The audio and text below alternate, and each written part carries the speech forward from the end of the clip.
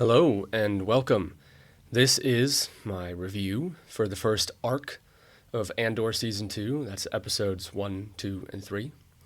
And in this video, I want to just lay out my basic overall thoughts for that first arc and some of the real life connections that were in there that I kind of thought was going to happen, and other ones that were more extreme that I didn't know was going to happen.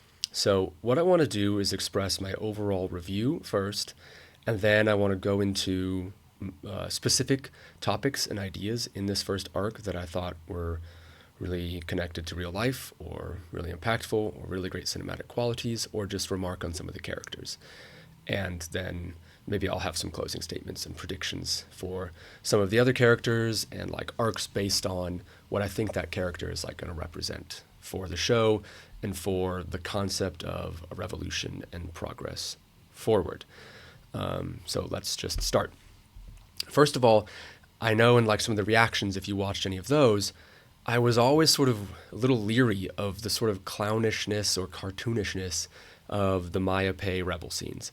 And I still am.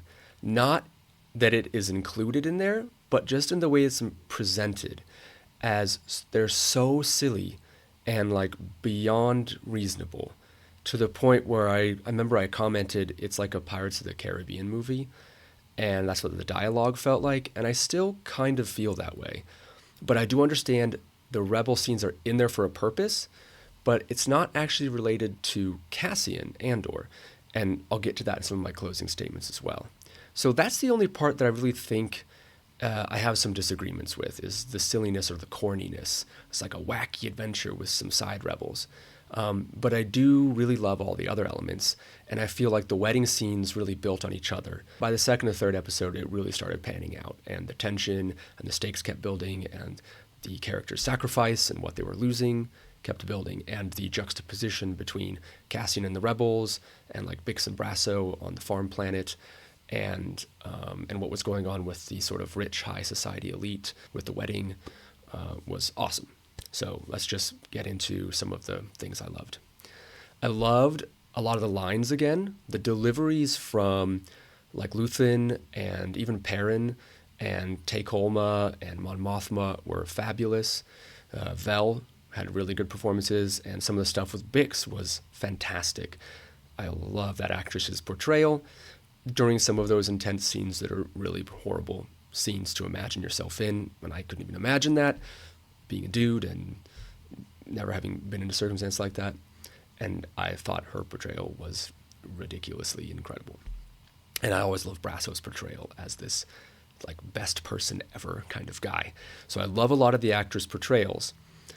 I do, however, think that besides Dedra, Miro, a lot of the other characters in the Empire and the Rebels, I felt like the lines were more dramatically like simplistic, and it wasn't poetic or sort of beautiful. And I feel like the first season of Andor had an emphasis on poetic, beautiful lines and a very clear like focus with the camera, even with the music, with everything on this delivery of these huge lines. And I imagine many of those will come in season 2 later, but I feel like let's say the heroes, the good guys in this arc, well, and even like Perrin and Take Holma and Davos Skolden had good lines as well.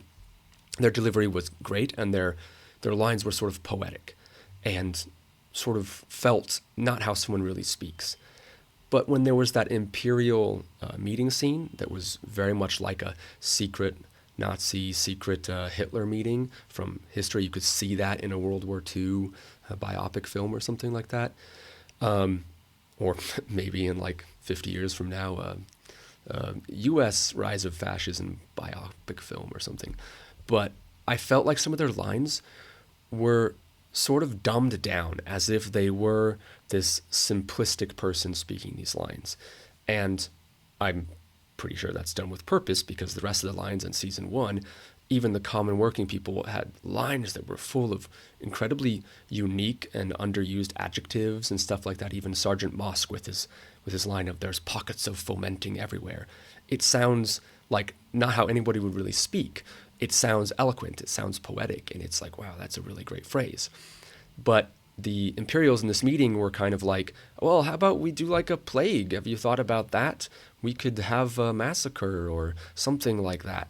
And it's like, that was just sounded so sort of low eloquence, you know?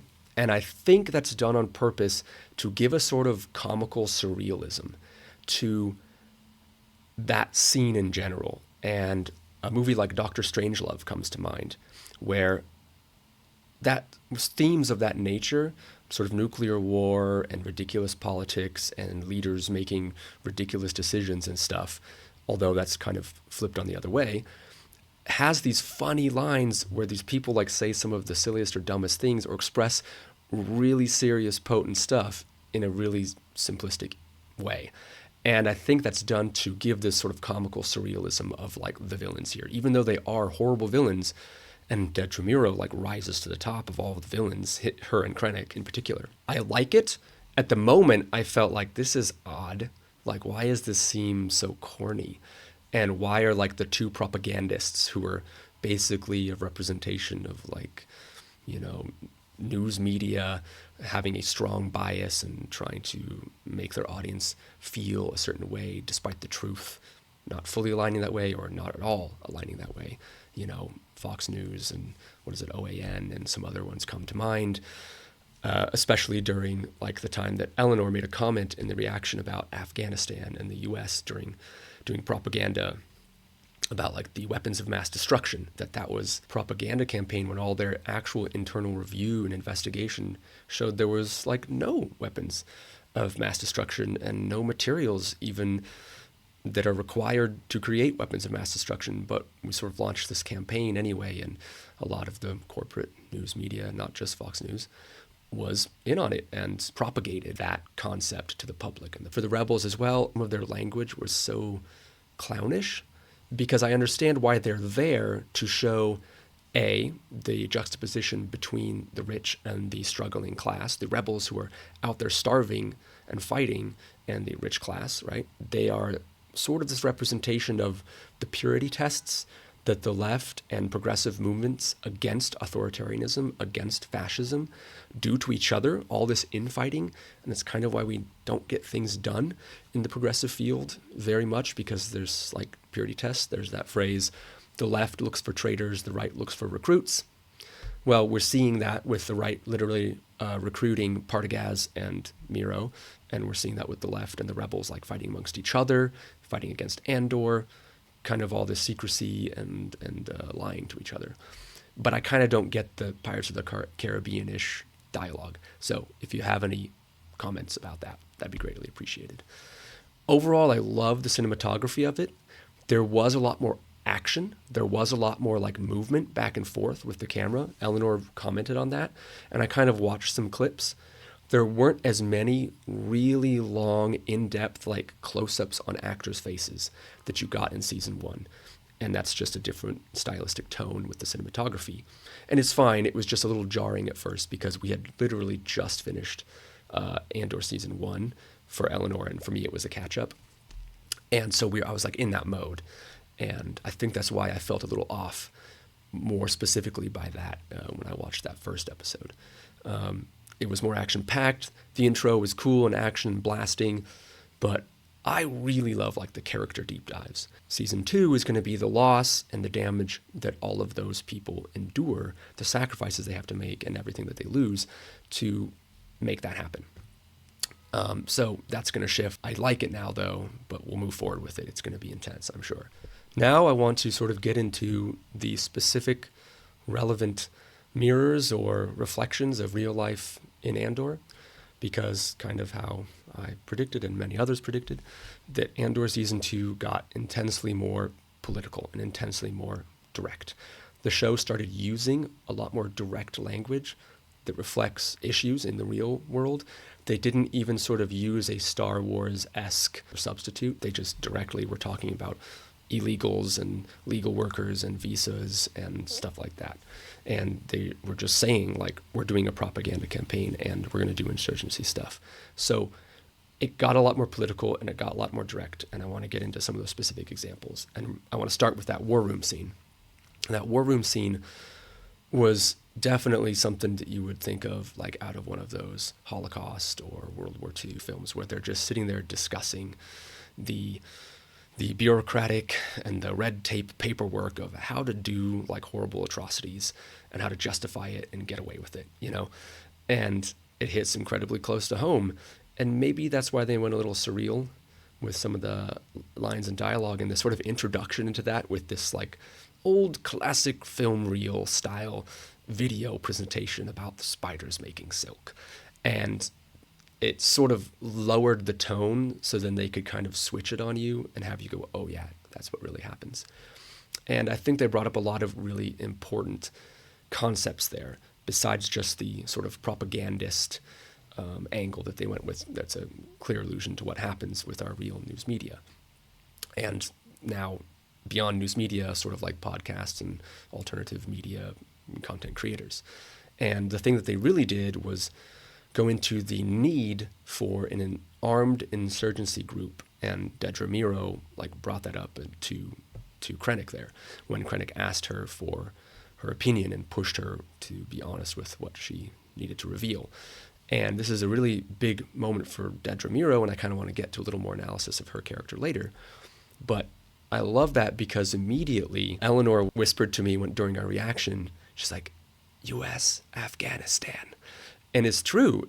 It's so true. Like, we have been arming insurgent groups in the Middle East fighting against each other.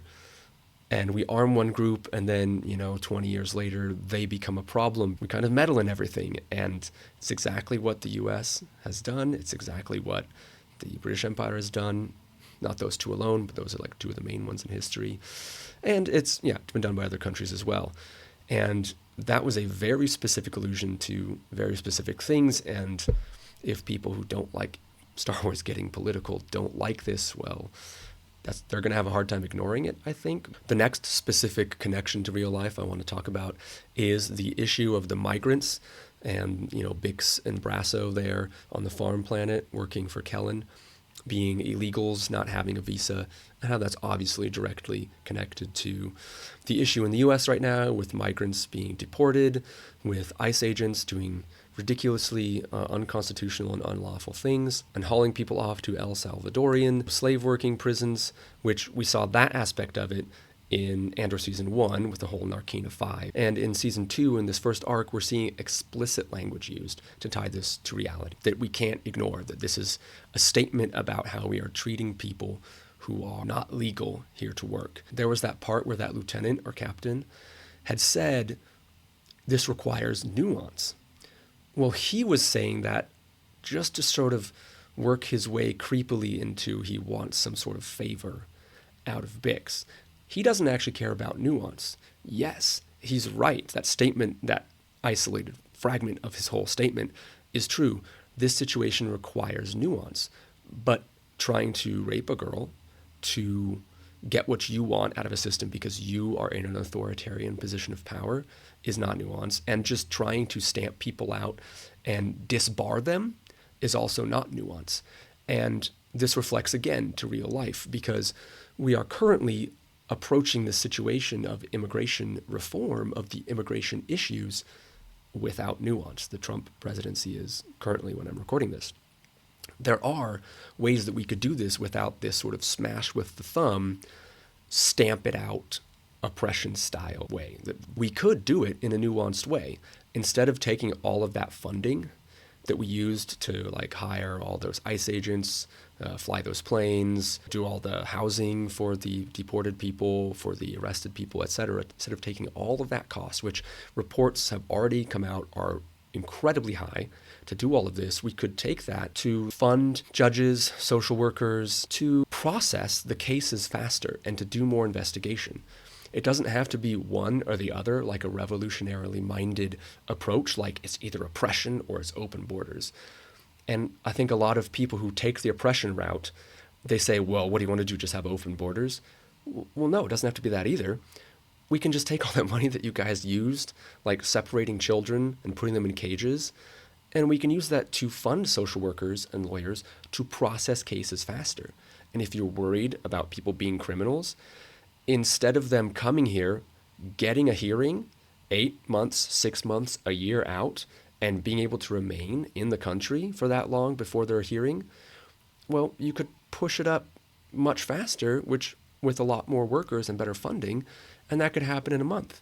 If you had housing or federal or state organized contracts and relationships with nearby factories and agricultural settings and farmers, you could set up a routine, you could set up a structure of allowing these people to stay very local to where they have their court case, to work there, because what Kellen says in Andor is very true. They need the labor, they need the workers, and the government knows they need the workers. The empire knows they need the workers, but they sort of try to get what they can using their authoritarian position of power anyways. And we could do this a lot differently in real life in the US right now. And it's nuanced, but the show shows us perfectly that the authoritarian approach doesn't actually care about nuance. They want to stamp things out simply, and they want to use their position of power to get some sort of personal gain out of it.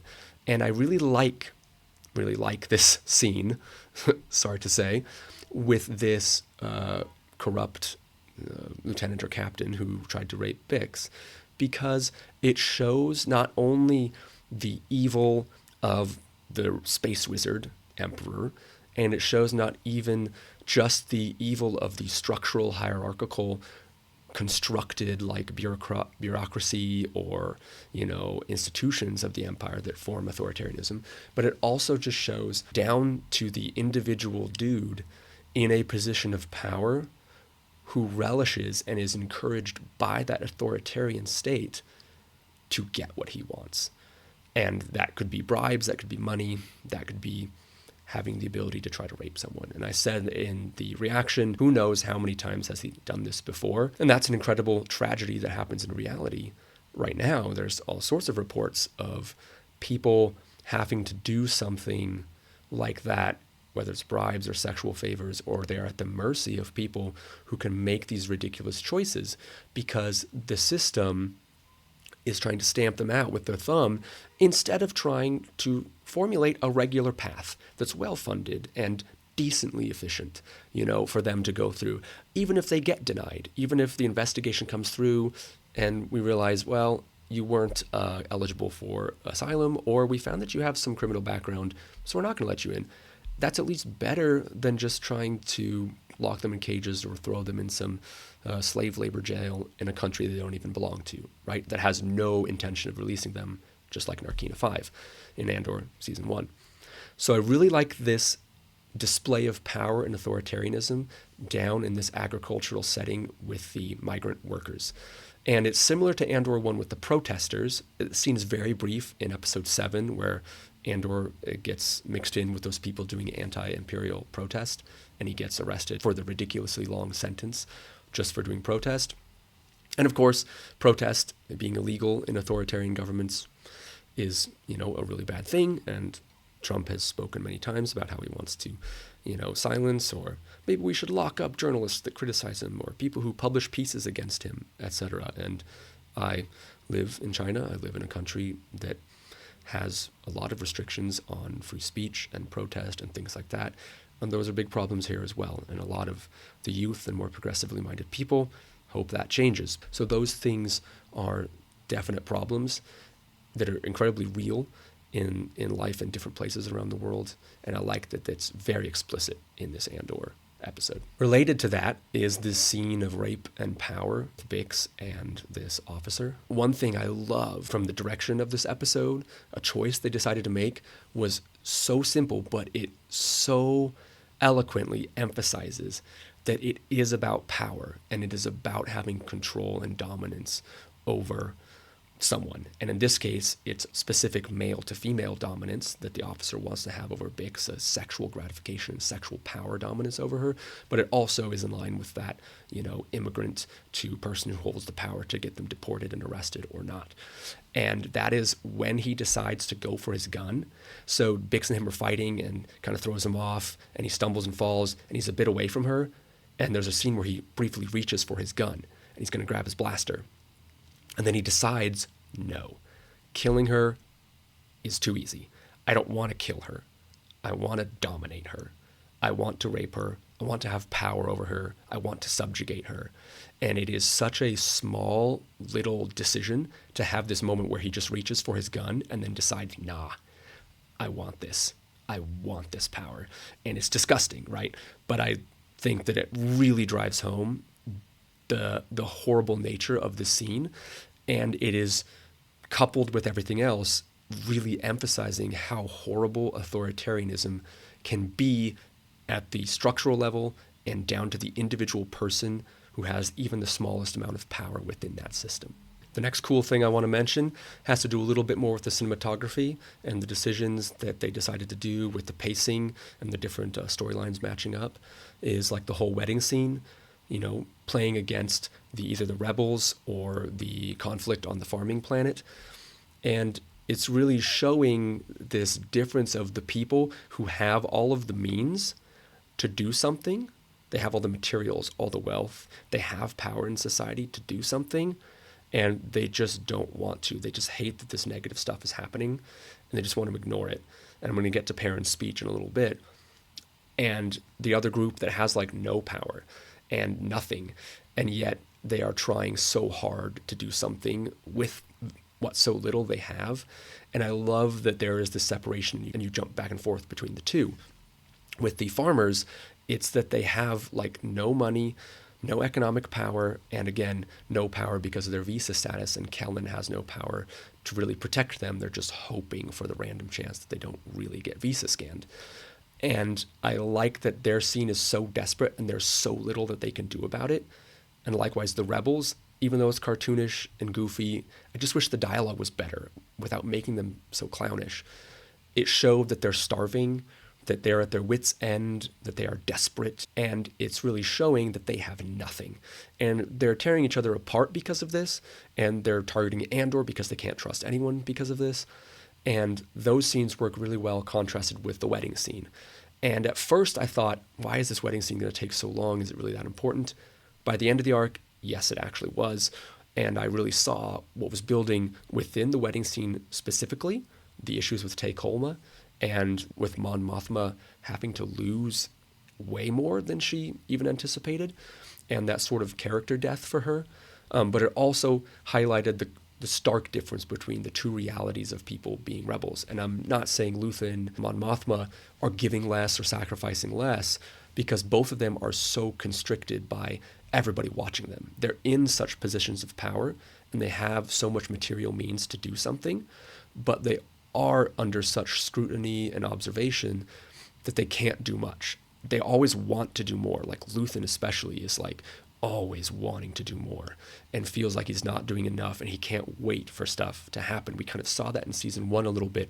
He couldn't wait for stuff to ramp up and get big, and wanted a bigger conflict because that ego, that anger, that desire for him to win is so great that it's propelling him forward. And so I really do like the wedding scenes. The music was rad and cool, and we kind of saw some of that in Niamos, some of that more like kind of club casino music, so it wasn't that out of place. And like Jabba the Hutt has some like cool like divey bar kind of vibe to it, and sort of the divisions and the elaborate gorgeous costumes. And then this just like in the dark and the mud on the rebel planet where the rebels were fighting, and like everybody's in sort of gray tones and brown tones except for Brasso, who has a little bit of color in him, and like all the wheat and the grass or whatever that is on the planet, the farming planet, is such great contrast. And I do really love those elements of this arc as well. Perrin's speech now I want to talk about, because I really love it. And there is, I think, a tidbit of true gold nugget wisdom in there as a cautionary warning to extreme progressive leftists in a certain specific way, and I'll get to that. But his speech that's echoing the first season statement, why does everything always have to be boring and sad? And he just doesn't really care about charity, and he doesn't really care about what's going on in the universe or the galaxy. He just doesn't care what Mon Mothma's really doing, and he always just thinks it's a bother. He just wants to have fun, you know. And you can see Lita, his daughter, is like into that. She's watching him like really smiling, like, yeah, my dad's right. While Mon Mothma is looking at him just like, I married this guy. I love that his speech is just like, just seek out opulence and just seek out wealth and just seek out like pleasures and mindless joy and just like finding all the like happy times and like finding happiness by forgetting and not paying attention to the sadness or the strife in the world, in yourself even, it seems. He won't even address the problems like in his marriage or in his friendships, it seems. So he just sort of is doing nothing. He becomes cynical and pessimistic, and he becomes like nihilistic, and he just goes, just enjoy the pleasures of the world. And of course, I enjoy some hedonism, and this is where that nugget of wisdom comes in, and it's like 3 or 4 lines into his speech that I really love, because he says something like, don't forget to listen to the call of joy when it arrives, because it will be scarce and fleeting, and joy is temporary.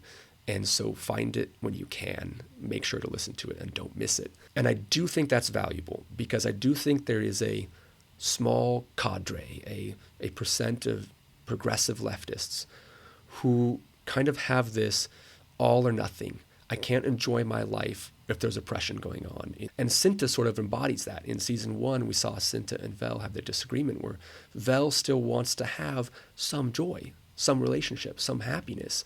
And it's not like Vel is not willing to do rebellious stuff and to go all in like she is. She charged right into the smoke in that final confrontation on Ferrix in the episode 12 of the first season, just running headlong into conflict to help however she can. So it's not that she's not dedicated to the cause, but she is willing to give herself some joy. And it seems like Cinta isn't. We haven't seen Cinta wholesomely depressive or something, but I do think that opposite side of the same coin as Perrin is the progressive leftist who becomes cynical and nihilistic and pessimistic, becomes very caustic, and won't do anything for themselves to enjoy their life. And it can turn others in their progressive causes near them against them. It can make them think everybody else is a traitor because, oh, you found some joy, you found like a decent situation while the rest of us don't have one. It can become that for some people. But I think that is the one small gold nugget in his lesson. And that is in the episode where it's like showing the rebels, the Maya Pei rebels, fight amongst themselves the most. They have forgot that little gold nugget of wisdom of, do still try to find some joy in your life, because if you don't and you just kind of only be this pessimistic, caustic, nihilistic progressive leftist, even the flip side of Perrin, you can still damage yourself and those around you and the cause you're fighting for. So I think there is a gold nugget of wisdom, I keep saying that, in Perrin's speech. And I do think that's important. But I do overall like that he's just this like unlikable guy. There's just this rich status who thinks that his life is so difficult and he's like undergoing such stress and trauma for just like having to endure a little bit of marriage strife and not being willing to do anything about it. Okay, now I want to break into some character analysis that I really love in some of the characters that came up. The first 2 kind of connected to each other that I want to talk about are Dedramiro and Cyril. Let's start with Cyril first. Cyril is comically hilarious, but he is also tragically very real. Him not having a father figure is perfect and purposeful. That is sort of the case with a lot of really reactionary men online that fall into that either manosphere space, that either Andrew Tateism space, which Cyril isn't that, but this is similar, or that sort of authoritarianism and fascism is a great thing to have, that we need to solve our problems that way. A lot of those men do not have good father figures or father figures, and they don't have good nurturing mother figures as well. They sort of exist in these online or small personal spaces, mostly online, of course, without any female voices and without any of their mother's guidance around. And Cyril really fits that bill perfectly. He is the dude online that has like extremely low confidence and doesn't have a support system, and then found a support system in that incredibly authoritarian empire situation.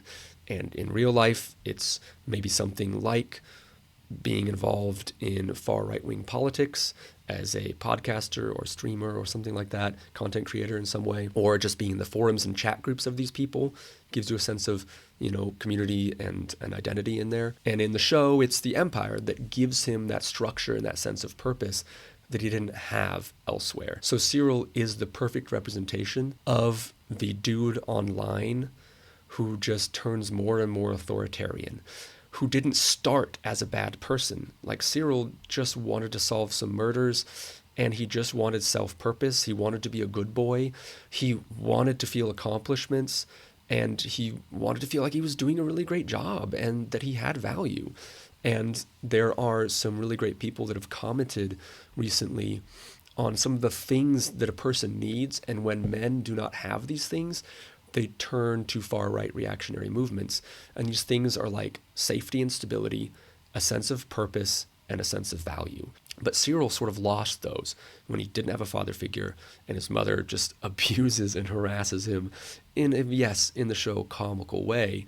And the lines are so great, dear God. Her delivery, that actress, my God, she's amazing. But it fits Cyril so perfectly that he has none of these parent figures, and he's clearly sort of made fun of or thought to be clownish by his coworkers and people around him as well. Another great way that Cyril is the reflection of what's happening to men online right now that are becoming more right-wing and reactionary and more fascistic is something related to the Tate manosphere, which again, Cyril is not specifically that, and also related to some of the overreach of power that we're seeing with the deportations and stuff in real life right now.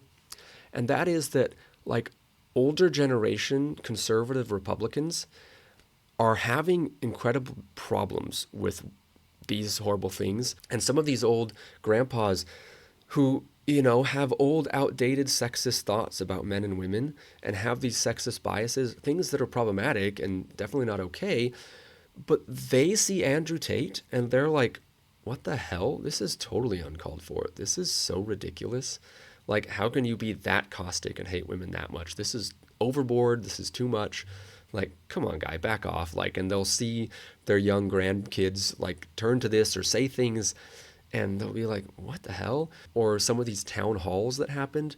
Namely, there was one with Chuck Grassley, a Republican senator. He was being harangued by a bunch of these old Republican voters at his Republican town hall who were like, these deportations are completely uncalled for and inhumane. And this is not American, and this is not what we stand for. And they're like, why are you cutting off foreign aid to countries? And again, these are like old Republicans that know that this is wrong, that are like, this is way too far. And again, like, they have other views that I would completely disagree with and find problematic. But even they are like, this is disgusting. Like, this is un-American, and this is horrible that we're doing this. But a lot of young men think it's awesome. They're gravitating towards the Andrew Tate stuff, and they're gravitating towards the super fascism stuff that, like, Cyril is gravitating towards. And he's just one angle of that gets trapped in that online space and really amplified. Dedra Miro is kind of similar in that, but she has a lot more deeper layers that are more sadistic and more terrifying. So her also not having any parents growing up and her parents being criminals is really important. And she grew up in the imperial Kinderblock, and I love that, Kinderblock. Just the language is like not a garden where you grow something. Something is nurtured, something is cultivated, it's a block. It just has this almost like prison or detention center sound to it, this extremely rigid framework to it, and this like cold, echoing, like that echoing, piercing sound of concrete in like a parking garage feel to it. And I love that. And it makes total sense that she turned out the way she does, because she just kind of gets fed like propaganda as a kid about how she, in her problematic state, is the result of her parents being criminals. And who knows what their crimes were. They could be awful crimes, or they could have been just sort of anti-imperial crimes. We don't really know. But it doesn't really matter because she was fed the idea that the solution to all sort of criminal problems is more force, more aggressiveness, and more ends justify the means methods in again, a stamping out, pressing down with the thumb way. So you can see what she's doing is not out of compassion. It is like out of spite, and it is out of a lack of control. And she really wants that power and that control. And she's really efficient at getting it. And she's really good at showing how efficient and knowledgeable she is at like tactically pinpointing, like striking exactly where it needs to happen to create the change that she wants, to create the situation where she can capitalize on the most. And she does that with Cyril's mom. Amazingly, of course, like that's a scene where you're like, yeah, Dedra laid down the law on her. Dedra's like a horrible person, though, basically saying, let's do armed insurgency groups. She despises that lawlessness, and she thinks that that iron grip is the solution to that lawlessness to prevent more bad problems from occurring. I think their relationship is fascinating because they are just like so the same person, but Cyril wears it on his sleeve, like when he's talking to that new recruit kid. He's like so proud, and he's like tearing up in the eyes, and he's like, oh, and he's making the kid nervous that like, oh, I did a thing, and I squashed those people who were causing problems, and he really wants the rules to work, right? And Dedra does too, but Dedra sort of knows that she's the one that can write the rules, and she can create the situations and then enforce whatever rules she wants on people. She gets that. She's the one creating it, dictating it. And that's what makes her a lot scarier. But I love that these two characters have ended up together. The next two characters I want to talk about are more brief. First is Brasso, one of the characters, one of the friends lost in this arc. And I want to talk about him being like the best person in the show. We see characters like Luthen and Cassian and Mon Mothma trying to create enormous change against this authoritarian empire. And they're willing to do bad things, inhumane things, indecent things, and they realize they're going to have to get it done. Like Luthen says, condemned to use the tools of his enemy to defeat them. But Brasso doesn't even go that route. And it's really tragic that he's the one that dies, because he has just been the best friend to everyone. His dying act was to save Kellen, the farmer who was letting them work there, by acting like Kellen had betrayed him and that Kellen actually hated them and was harboring them only to sell them out, to rat them out to the Empire. But he's willing always to be the sort of best person you know. You want to know someone like Brasso. Brasso perishes a good man. This is why characters like Cassian and Luthen and Mon Mothma are willing to do something indecent, because there are people like Brasso who never do and are only the best person around, and yet they die, they perish. And the last character I want to talk about is Mon Mothma.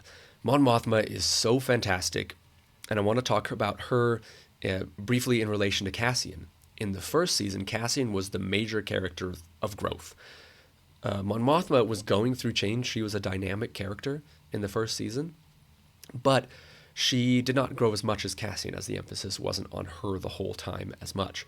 But now in season 2, Cassian is not going to be the vehicle of change or growth. He's going to be, I think, a fairly static person, and we're going to watch him lose everything and take more leadership roles as he moves into Rogue One, where he has that speech where he's like, I've done horrible things. And then we'll see that is a moment where he like grew again. So I think he's not going to grow, but Mon Mothma is going to grow quite a bit. She, as a human being, is going to have to erode more and more of her character. She is going to inch closer to Luthen, which I then think major turning point. So we all know Luthen's not going to live, and we all know Cassian doesn't live through Rogue One. We know Saw Gerrera does not live through Rogue One.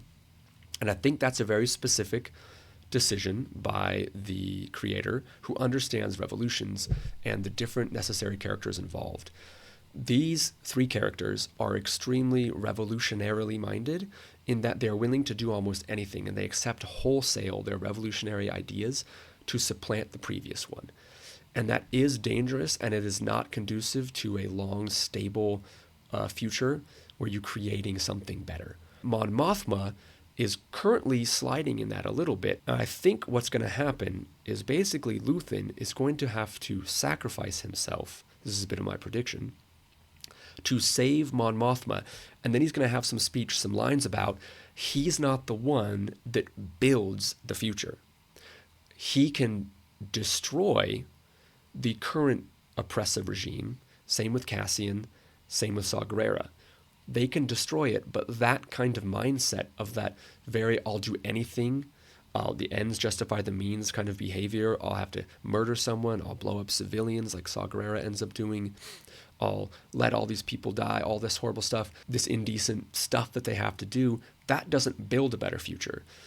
Like Luthen said, they're condemned to use the tools of their enemy to defeat it, but to rebuild is going to have to be Mon Mothma.